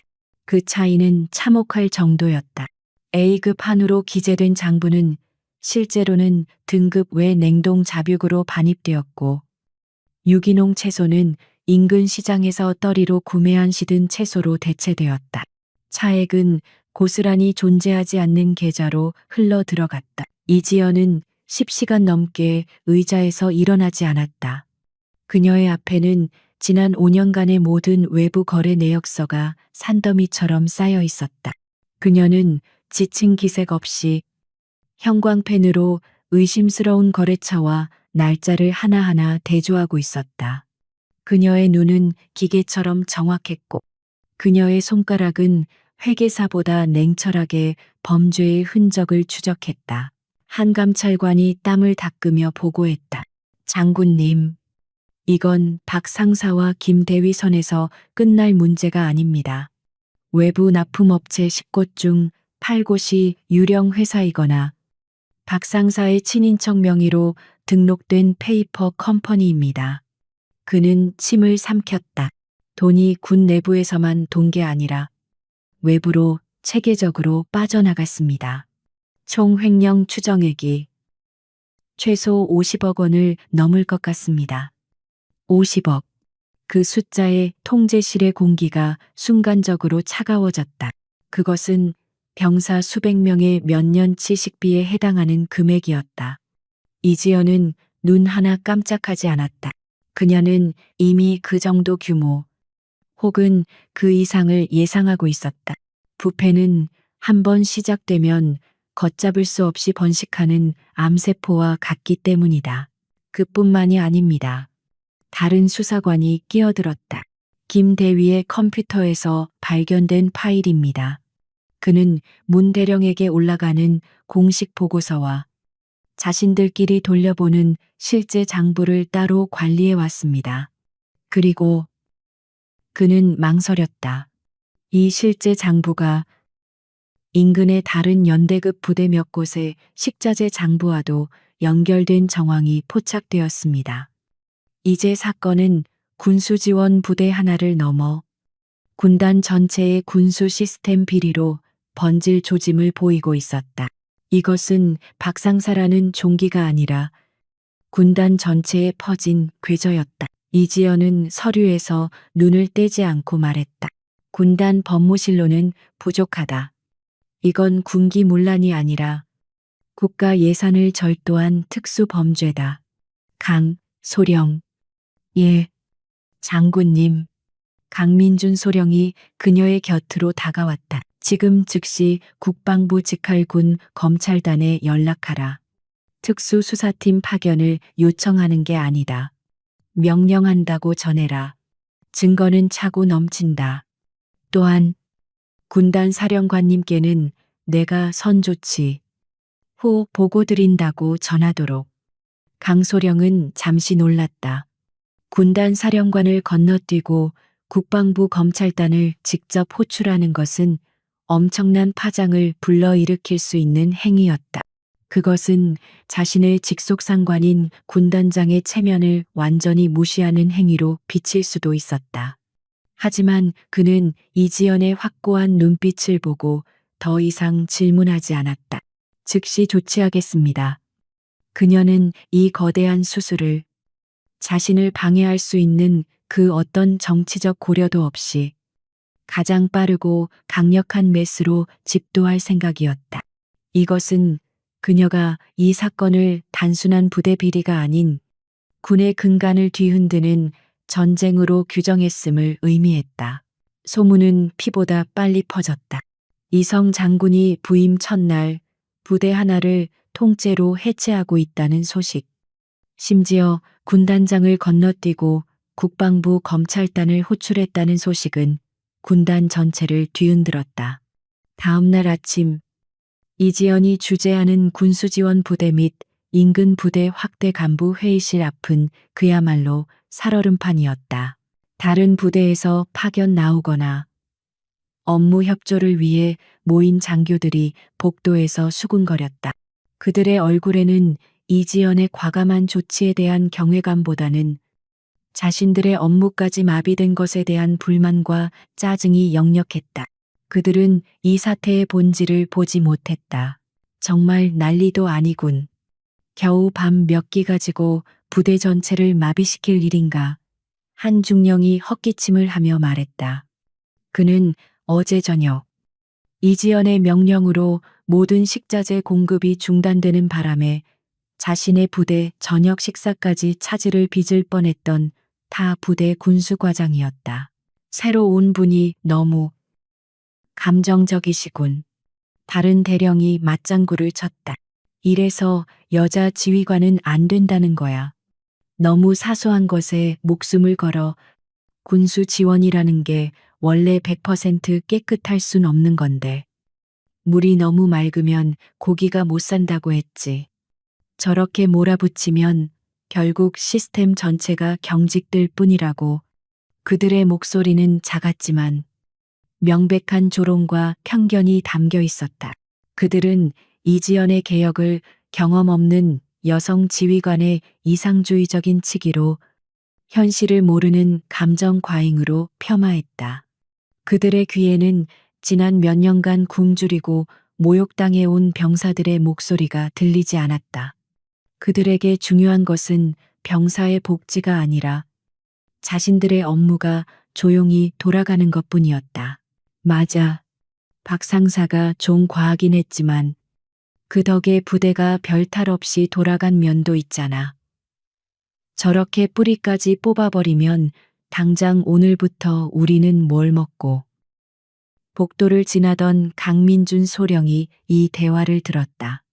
그의 얼굴이 차갑게 굳었다. 그는 당장이라도 그들의 군복을 찢어버릴 듯한 분노를 느꼈다. 그가 그들의 앞을 막아서려던 순간 회의실 문이 활짝 열렸다. 그리고 이지연이 모습을 드러냈다. 그녀는 이미 모든 것을 들었다는 듯 표정 변화 하나 없었다. 이지연은 자신을 감정적이라고 폄하했던 대령을 차갑게 쏘아보았다. 그리고는 아무 말 없이 회의실 안으로 들어갔다. 그 대령의 얼굴이 하얗게 질렸다. 회의실은 수십 명의 장교와 부사관들로 가득 찼다. 그들은 대부분 이지연의 청소 때문에 밤을 새우거나 업무가 마비된 상태였다. 불만과 피로가 가득한 얼굴들이었다. 이지연이 단상에 서자 웅성거리던 소리가 잦아들었다. 그녀는 마이크를 잡지 않았다. 회의를 시작하기 전에 그녀의 목소리는 조용했지만 회의실 전체를 압도했다. 복도에서 들리는 몇 가지 소음에 대해 명확히 짚고 넘어가겠다. 방금 전 복도에서 떠들던 장교들의 얼굴이 굳어졌다. 그들은 자신들의 뒷담화가 모두 들켰다는 사실에 경악했다. 누군가 이 사태를 겨우 밥 몇 끼 문제라고 하더군. 그녀는 아까 그 대령을 정면으로 응시했다. 여기 있는 그 누군가에게 묻겠다. 대령. 지목당한 대령이 자리에서 벌떡 일어났다. 예, 장군님. 대령에게 밥이란 무엇인가? 그저 배를 채우는 사료인가? 아닙니다. 그럴 리가.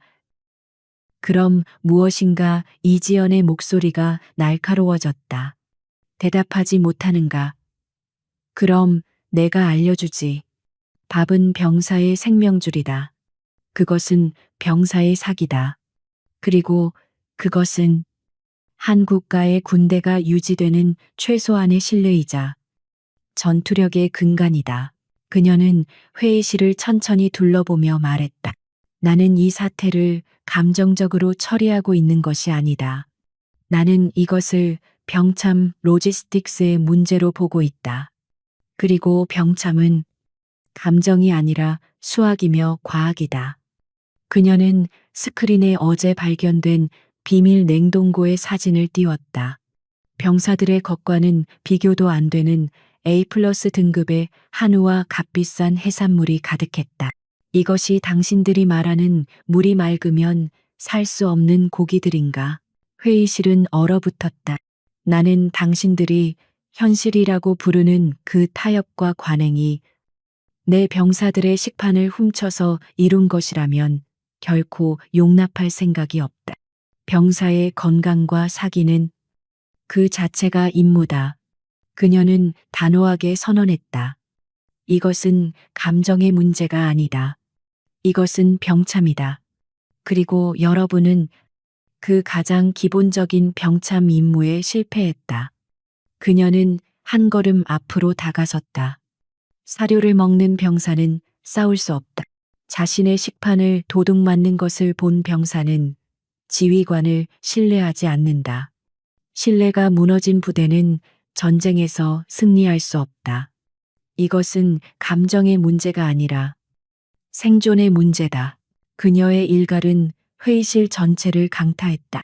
감정적인 여자 지휘관이라던 비난은 패배와 생존이라는 가장 근본적이고 냉정한 군인의 논리 앞에 산산조각났다. 그녀는 감정이 아니라 그 누구보다 철저한 논리와 사명감으로 이 사태를 접근하고 있었다. 그 누구도 감히 고개를 들지 못했다. 이지연은 분위기를 환기시키듯 즉시 다음 주제로 넘어갔다. 그녀는 더 이상 그들의 편견에 시간을 낭비할 생각이 없었다. 그녀는 수리를 시작했다. 이 사태는 군 검찰단에서 처리할 것이다. 우리의 임무는 시스템을 복구하는 것이다. 지금 즉시 이 부대와 관련된 부패 업체 10곳 모두와의 계약을 파기한다. 모든 미지급금을 동결하라. 그녀의 명령은 신속하고 구체적이었다.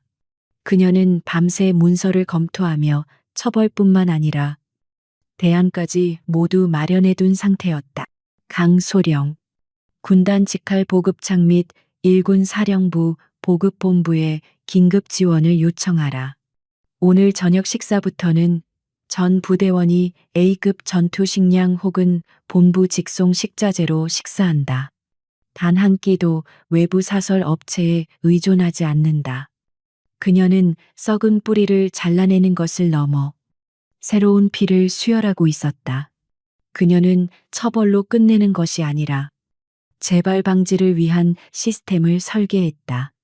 또한 24시간 이내로 전 부대의 식자재 검수 절차를 원점에서 재검토한다.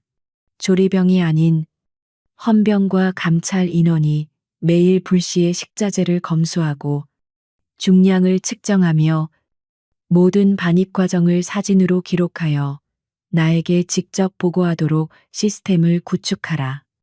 모든 급양관 및 군수 담당관들은 오늘부로 매일 병사들과 동일한 식판에서 동일한 음식을 먹도록 한다. 내가 불시에 확인할 것이다. 그녀의 마지막 명령에 몇몇 간부들의 얼굴이 창백해졌다. 이지연은 밤새 문서를 검토하고 군 검찰단을 호출하고 수십 명의 장교들 앞에서 그들의 편견을 깨부수고 완전히 새로운 군수 시스템을 설계했다. 이 모든 것이 그녀가 부임한 지 24시간도 채 되기 전에 일어난 일이었다. 그녀는 그저 처벌하는 것이 아니었다. 그녀는 이 썩어빠진 부대를 밑바닥부터 수리하고 있었다. 일주일 후 군수지원 부대의 연병장은 이례적인 긴장감으로 가득 찼다. 부대 전 병력이 사열대 앞에 도열해 있었고 그들 앞에는 국방부 군검찰단 소속의 헌병들이 날카로운 눈빛으로 서 있었다. 이것은 징계위원회나 교육시간이 아니었다. 이것은 공개적인 숙청의 마무리였다. 이지연 소장은 가장 높은 곳, 사열대 중앙에서 이 모든 광경을 묵묵히 지켜보고 있었다. 전 장병 주목 강민준 소령의 목소리가 연병장 전체에 울려 퍼졌다. 병사들의 군합발 소리가 탁하고 일제히 부딪혔다. 그들의 시선이 한 곳으로 향했다. 연병장 한쪽에서 헌병들에게 이끌려 나오는 두 명의 초라한 인형. 한때 이 부대의 왕과 귀족으로 군림했던 박 상사와 김 대위였다.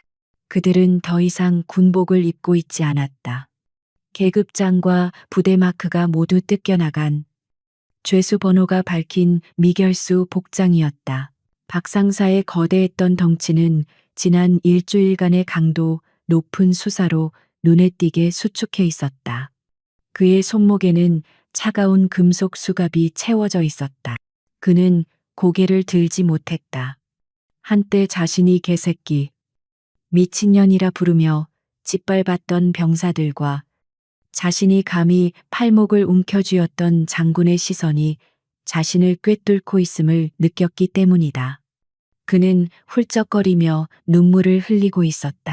그의 모든 오만함은 사라지고 비참한 범죄자의 모습만이 남아 있었다. 김 대위는 박 상사와 달랐다. 그는 울지 않았다. 그는 마치 영혼이 빠져나간 사람처럼 텅 빈 눈으로 허공을 응시했다. 그의 손목에도 같은 수갑이 채워져 있었다. 그는 자신의 엘리트 장교 경력이, 명예가, 그리고 연금이 그깟 밥값 때문에 한순간에 무너졌다는 사실을 여전히 받아들이지 못하는 듯했다. 그는 자신의 서류 조작이 이렇게 완벽하게 발각될 줄은 몰랐다. 군 검찰단 소속의 법무관이 사열대 앞으로 나와 마이크를 잡고 기소장을 낭독하기 시작했다. 피고인 박모 상사, 김모 대위는 지난 5년간 군수 물자, 횡령, 직권 남용, 부하 폭행 및 협박, 상관 모욕 혐의로 금일부로 군 검찰단에 정식 기소되었음을 전 장병 앞에서 공표한다. 법무관의 목소리는 단호했다. 이들은 병사들의 식비 총 53억 7천만 원을 횡령하였으며 53억, 그 액수가 공표되자 도열에 있던 병사들 사이에서 낮게 탄식이 흘러나왔다. 그들은 자신들의 배고픔의 가치가 그렇게나 거대했는지 처음 알았다. 또한 이들과 결탁한 외부 민간업체 8곳의 대표 역시 사기 및 횡령 공모 혐의로 전원 구속되었으며 국가는 이들을 상대로 횡령액 전액 환수 및 손해배상 청구 소송에 돌입했음을 알린다. 뿌리까지 뽑혔다. 이것은 단순한 징계가 아니었다. 이것은 범죄 조직의 소탕이었다. 박 상사와 김 대위는 낭독이 끝나자마자 헌병들의 손에 이끌려 호송 차량으로 향했다. 박 상사는 마지막 순간 이지연이 서 있는 사열대를 향해 무릎을 꿇으려 했다. 자, 장군님, 제가 끌어내. 이지연의 차가운 한마디가 그의 애원을 잘랐다. 헌병들은 그를 무자비하게 일으켜 세워 차량 뒷좌석에 처박았다. 쾅 하고 차 문이 닫히는 소리는 그들의 군 생활과 사회적 생명이 완전히 끝났음을 알리는 뚜껑이 닫히는 소리와도 같았다. 호송 차량이 먼지를 일으키며 연병장을 떠났다. 병사들은 그 차량이 완전히 사라질 때까지 말없이 그 뒷모습을 지켜보았다. 통쾌함. 그것은 단순한 기쁨이 아니라 정의가 실현되는 것을 목격한 자들만이 느낄 수 있는 묵직하고 서늘한 만족감이었다. 그날 오후 부대 지휘관실, 문대현 대령이 창백한 얼굴로 이지연 소장의 책상 앞에 섰다. 그의 손에는 지난 48시간 동안 이지연은 그에게 24시간을 더 주었다. 밤을 새워 작성한 수십 장에 달하는 보고서가 들려 있었다. 그것은 변명이나 해명서가 아니었다. 그것은 그가 알고 있거나 묵인했던 모든 비리에 대한 자술서였다. 이지연은 그의 보고서를 받았다. 그리고 그의 면전에서 한 장 한 장 꼼꼼하게 읽어내려갔다. 방 안에는 종이 넘어가는 소리 외에는 아무것도 들리지 않았다. 10분이 지났을까? 이지연은 보고서의 마지막 장을 덮었다. 문 대령은 침을 삼켰다. 그의 운명이 결정되는 순간이었다. 대령. 이지연이 입을 열었다. 이 보고서는 아주 상세하군. 문 대령의 눈에 희미한 희망이 스쳤다. 하지만 이지연의 다음 말이 그 희망을 산산조각 냈다. 대령이 지난 5년간 이 모든 사실을 알고도 묵인했다는 사실을 아주 상세하게 입증하고 있어. 장군님, 그것은 관행이었고 저는 문 대령이 변명하려 했다. 관행. 이지연이 그의 말을 잘랐다. 병사들의 밥을 훔치는 것이 관행인가? 그것을 알면서도 눈 감아주는 것이 지휘관의 임무인가? 대령. 당신은 지휘관이 아니라 공범이었어. 최소한 직무 6이라는 이름의 공범. 그녀는 책상 위에 인터폰 버튼을 눌렀다. 강소령. 들어오게. 문이 열리고 강민준 소령이 들어왔다. 그의 손에는 또 다른 서류가 들려 있었다. 문대현 대령. 이지연이 공식적인 어조로 말했다. 금일부로 귀관을 제3군수지원 부대장 보직에서 해임한다. 문 대령의 눈이 감겼다. 올 것이 왔다. 귀관은 즉시 군단 사령부 대기 발령 상태로 전출되며 본 사건과 관련하여 국방부 감찰본부의 정식 징계위원회에 회부될 것이다. 그녀는 문 대령의 어깨에 달린 대령 계급장을 바라보았다.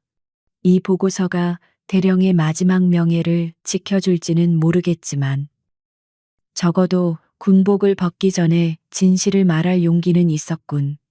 그게 내가 대령에게 베푸는 마지막 배려다. 나가보게.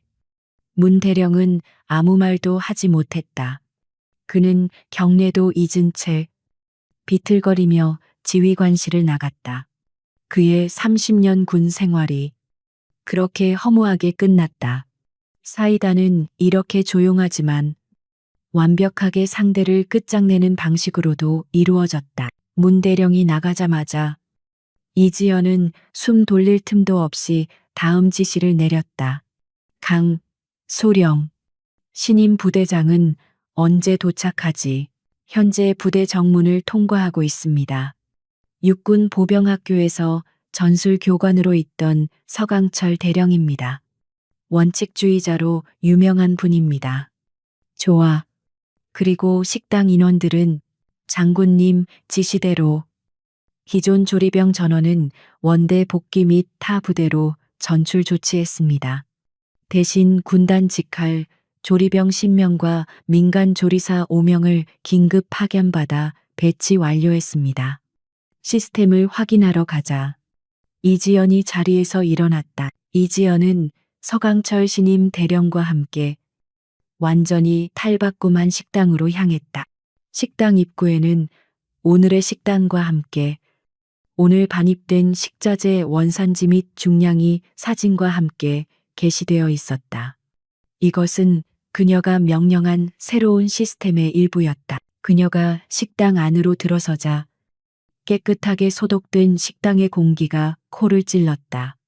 조리병들은 완전히 새로운 유니폼을 입고 있었고 모든 조리 과정은 투명하게 공개되어 있었다. 가장 큰 변화는 배식대였다. 배식대 앞에는 새로운 기계가 설치되어 있었다. 정량 배식기와 전자 저울이었다. 이지연은 신임 조리장에게 물었다. 시스템은 문제없이 작동하나? 1. 장군님, 오늘부터 모든 식자재는 반입 즉시 헌병 입회 하에 중량을 측정하고 사진 기록을 남깁니다. 또한 모든 병사는 정량 배식기를 통해 1인분 기준치의 고기와 반찬을 정확히 배식받게 됩니다. 이것이 이지연이 내린 처벌의 완성이었다. 그녀는 사람을 처벌하는 것에서 그치지 않고 비리가 다시는 발붙을 수 없는 시스템을 구축했다. 박상사 같은 인간이 다시는 나올 수 없도록 인간의 재량이 아닌 기계와 규율이 지배하는 공간으로 식당을 재창조한 것이다. 그녀는 병사들과 똑같은 식판을 들고 똑같이 줄을 섰다. 그리고 기계가 배식해주는 뜨끈한 쌀밥과 정량의 제육볶음, 그리고 신선한 샐러드를 받았다. 그녀는 테이블에 앉아 병사들 사이에서 묵묵히 식사를 시작했다. 이것이 진정한 정화였다. 뷔페의 상징이었던 특별석은 사라졌다. 장군과 병사가 똑같은 식판에 똑같은 음식을 먹고 있었다. 뷔페의 뿌리는 뽑혔고 그 자리에는 투명하고 공정한 질서라는 새싹이 돋아나고 있었다. 몇 주가 흘렀다. 그날의 피비린내 나는 숙청과 거대한 혼란은 마치 폭풍이 지나간 자리에 찾아온 고요함처럼 서서히 잦아들었다. 제3군수지원 부대는 더 이상 공포와 부패의 소굴이 아니었다. 그곳은 이지연 소장의 새로운 질서가 뿌리내리는 실험장이 되어 있었다. 점심시간. 다시 찾은 부대, 식당. 모든 것이 변해 있었다. 입구에 들어서는 순간부터 코를 찔렀던 역한 음식물 쓰레기 냄새는 사라지고 구수하게 갓 지은 밥 냄새와 뜨끈한 육개장 냄새가 식욕을 자극했다. 바닥은 거울처럼 닦여 있었고 모든 테이블은 흠잡을 데 없이 정돈되어 있었다. 한때 박 상사의 특별석이 있던 자리는 이제 식기 반납 코너로 바뀌어 있었다. 그 어떤 특권도 존재하지 않는다는 상징적인 변화였다. 가장 큰 변화는 병사들의 표정이었다. 더 이상 그들은 고개를 숙인 채 억지로 사료를 밀어넣지 않았다. 그들은 동료들과 삼삼오오 모여 앉아 그날의 훈련에 대해, 주말의 계획에 대해 이야기하며 웃고 있었다. 식당은 군인다운 절도 속에서 활기찬 온기를 되찾았다. 식당 입구 벽면에는 거대한 전자 메뉴판이 설치되어 있었다. 오늘의 식단 쌀밥, 얼큰 쇠고기 육개장, 고등어 무조림, 시금치나물, 깍두기, 조미김, 그리고 그 옆에는 더 중요한 정보가 게시되어 있었다. 오늘의 식자재 육개장용 쇠고기 한우 1등급 80kg, 횡성, 쌀 2,100kg, 고등어 노르웨이산 70kg, 모든 재료의 원산지, 중량, 그리고 헌병이 검수하는 사진까지 투명하게 공개되었다. 우리는 이 모든 변화의 시작점에 있었던 이충호 이병을 다시 만날 수 있었다. 그는 더 이상 겁에 질려 떨던 훈련병이 아니었다. 그새 짬밥을 조금 먹었는지 이제 그의 어깨에는 작대기 2개, 일병 계급장이 붙어 있었다. 이충호 일병은 동기들과 함께 즐겁게 식판을 들고 있었다. 와, 오늘 육개장 진짜 진하다. 동기가 감탄하며 말했다. 이 일병, 한 취사병이 배식대에서 이 일병을 불렀다. 오늘 고기 많이 남으니까. 훈련 힘들었으면 한 국자 더 받아가. 새로운 조리장은 친절했고 음식은 풍족했다. 박 상사가 빼돌리던 그 모든 예산이 이제 고스란히 병사들의 식판 위로 돌아오고 있었다. 이 일병의 식판에는 붉고 진한 육개장 국물 속에 쇠고기가 가득했고 노릇하게 졸여진 고등어와 신선한 나물이 정갈하게 담겨 있었다. 이 일병은 자리에 앉아 뜨거운 국물 한 숟가락을 입에 넣었다. 깊고 진한 맛. 그는 잠시 눈을 감았다. 군대에 와서 처음으로 대접받는다는 느낌을 받았다. 세상에. 그가 나지막이 중얼거렸다. 군대 밥이 정말 맛있을 수도 있구나. 그의 동기들이 웃으며 고개를 끄덕였다. 그날 이후로 우린 사람이 되었지.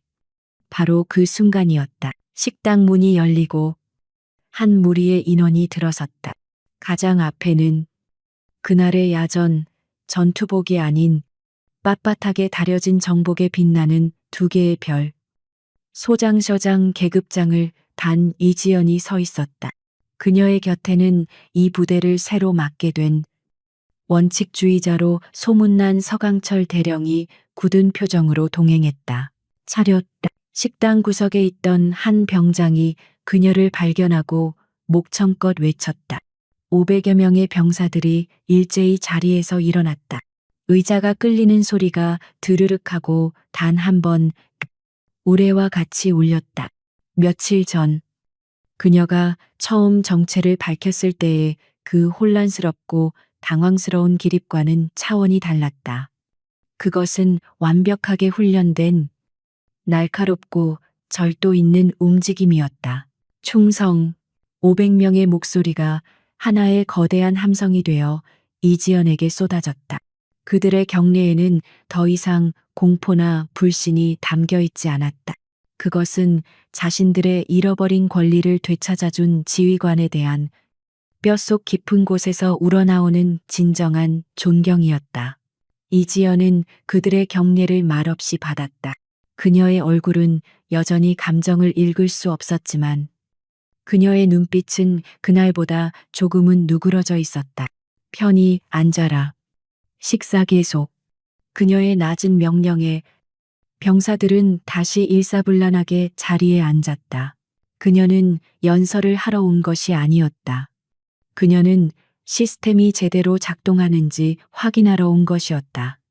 이지연은 서 대령의 안내를 받아 VIP석으로 가지 않았다. 그런 것은 존재하지도 않았다.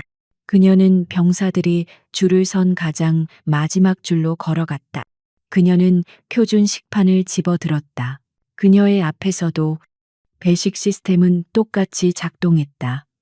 새로운 조리장은 장군이라고 해서 고기를 한 점 더 주지 않았다. 기계는 정확히 1인 정량을 그녀의 식판에 배식했다. 그녀는 병사들과 정확히 같은 양, 같은 질의 음식을 받았다. 서 대령도 마찬가지였다. 간부는 병사와 동일한 식사를 한다는 그녀의 첫 번째 명령이 완벽하게 지켜지고 있었다. 이지연은 식판을 들고 식당을 천천히 둘러보았다. 그리고 그녀의 발걸음이 한 테이블 앞에서 멈췄다. 그곳에는 이충호 일병과 그의 동기들이 앉아 있었다. 이 일병과 동기들은 숟가락을 든 채 그대로 얼어붙었다. 이성 장군이 바로 자신들의 테이블로 다가오고 있었다. 이지연은 아무 말 없이 이 일병의 맞은편 빈자리에 앉았다. 서 대령도 그 옆자리에 앉았다. 테이블에는 숨 막히는 정적이 흘렀다. 이 일병은 밥이 코로 들어가는지 입으로 들어가는지 알 수 없었다.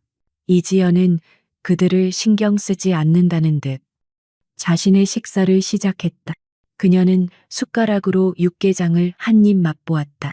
그리고 천천히 고개를 끄덕였다.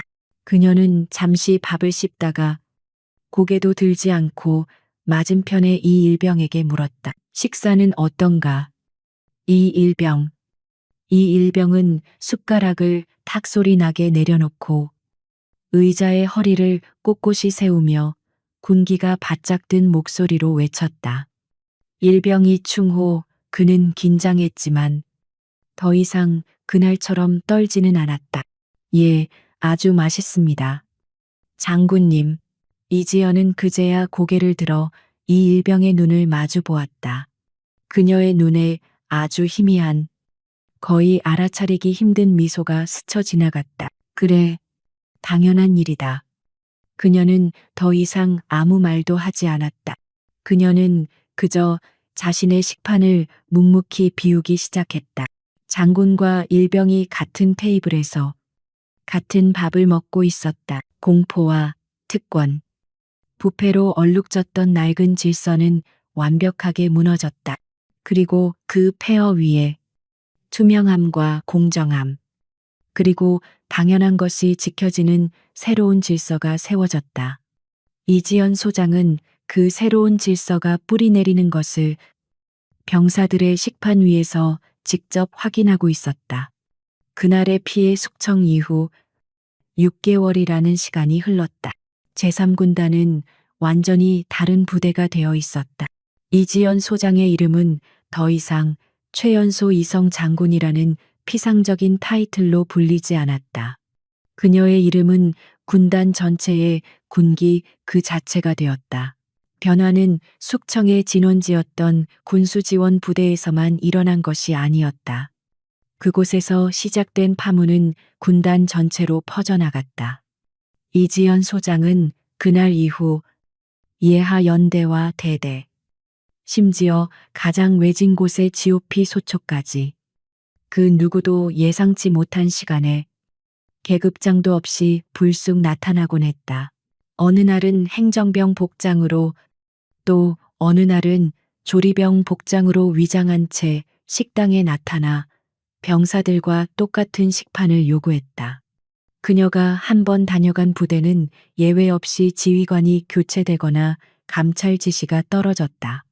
장교들은 더 이상 이지연이라는 이름을 입에 담지 못했다. 대신 그들은 그녀를 그림자 The Shadow 혹은 식판 감찰관 The Plate Inspector이라 부르며 공포에 떨었다. 제7보병연대 식당. 저녁 배식 시간. 이곳은 이지연 소장이 아직 방문하지 않은 곳 중 하나였다. 하지만 그 공포는 이미 이곳을 지배하고 있었다. 연대 주임원사가 히스테릭할 정도로 하얀 조리모를 고쳤으며 소리쳤다. 정신 똑바로 차려. 오늘 콩나물 무침간이 짜다 당장 다시 해. 조리병들이 사색이 되어 움직였다. 원사님. 하지만 배식 시간이 닥쳐 만에 하나. 만에 하나 그분이 오늘 이곳에 오셔서 이 콩나물 한 젓가락을 입에 넣으신다고 생각해봐. 우린 다 끝장이야. 장교 식탁은 사라진 지 오래였다. 연대장 대령부터 이등병까지 모두가 똑같은 줄에 서서 똑같은 식판에 밥을 받아갔다. 연대장은 배식된 콩나물을 씹으며 조리장을 흘겨보았다. 짜다.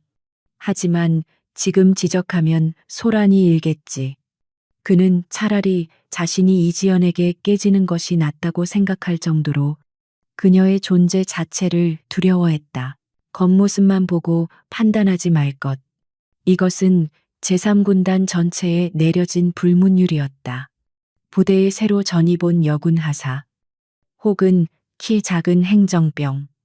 심지어 부대 밖에서 마주치는 평범한 민간인 여성을 대할 때조차 장교들은 혹시나 그녀가 이지연이 아닐까 하는 노이로제에 걸릴 지경이었다. 그녀가 심어놓은 공포는 그 어떤 훈련보다도 강력하게 장교들의 특권 의식을 뿌리 뽑아 버렸다. 그리고 이 모든 변화의 시작점. 제3군수지원부대. 그곳은 이제 군단 전체의 모범 식당이자 표준 군수 시스템의 본보기가 되어 있었다. 식당은 호텔 주방처럼 깨끗했고 시스템은 한치의 오차도 없이 작동했다. 우리는 그곳에서 상병 계급장을 단 이충호 상병을 다시 만날 수 있었다. 그는 더 이상 겁에 질려 떨던 신병이 아니었다. 그는 이제 막 자대에 배치된 신병들의 군기 반장 역할을 톡톡히 하고 있었다. 정신 차려라. 이 이병. 식판은 그렇게 닦는 게 아니야.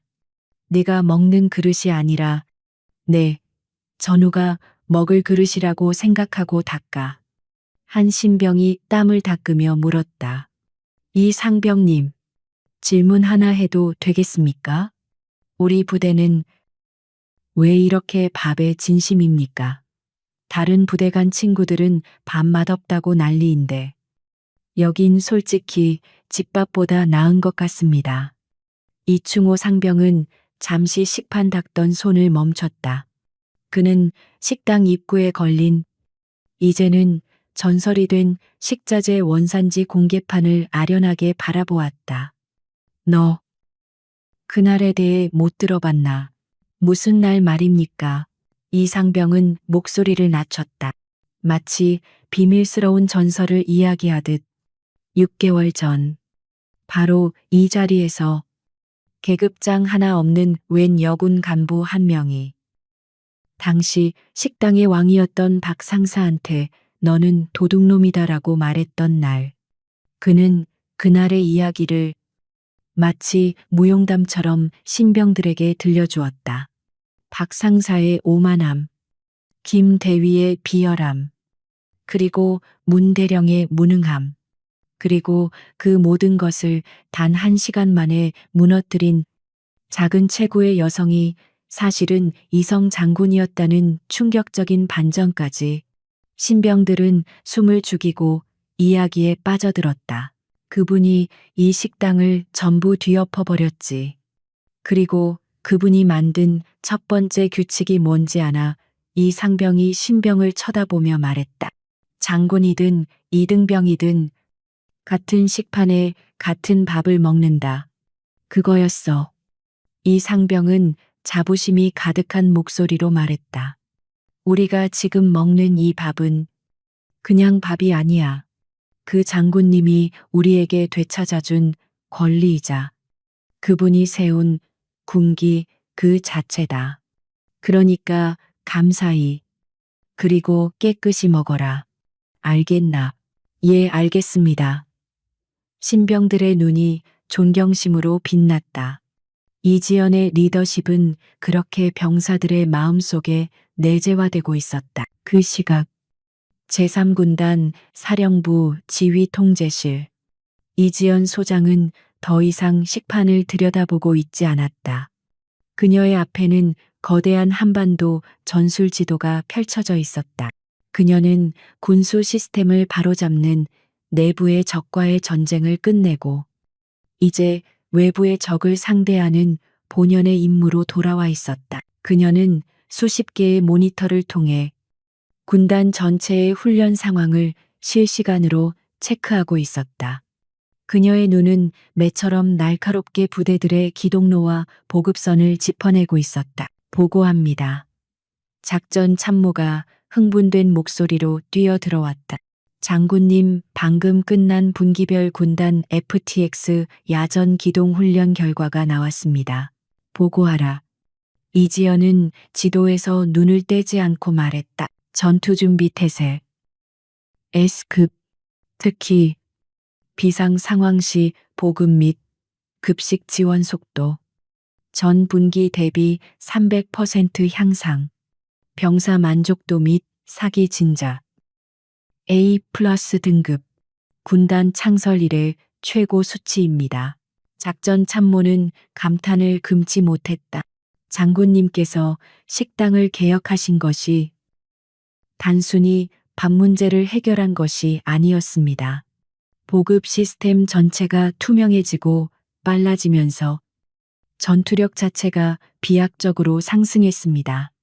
병사들이 우리는 굶지 않는다는 신뢰를 가지게 되자 훈련 성과가. 이지연은 그제야 고개를 돌려 참모를 바라보았다. 당연한 결과다. 병참은 전투의 시작이자 끝이다. 병사들의 사기를 먹고 사는 것이 군대다. 나는 그저 썩은 것을 도려내고 기본을 바로 세웠을 뿐이다. 그녀는 다시 지도를 바라보았다. 그녀의 눈은 이제 더 높은 곳을 향하고 있었다.